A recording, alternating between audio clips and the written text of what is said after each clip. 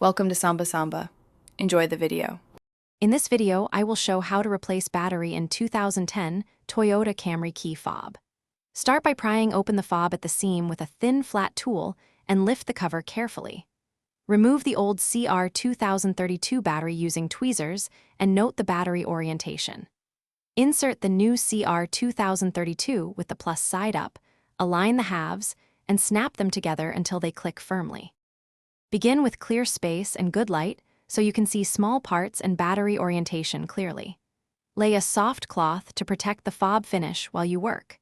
Use a thin flat tool to separate the two halves at the seam and lift gently to avoid snapping plastic clips. Keep track of any small internal parts and inspect the circuit board for corrosion before inserting the new battery. Carefully remove the old CR 2032 battery with tweezers, noting which side faces up so you can match orientation. Insert the new CR 2032 into the holder and press gently so it seats fully without shifting the circuit board. Align the case halves and press until you hear a secure click. Test lock, unlock, and panic functions from a short distance to confirm.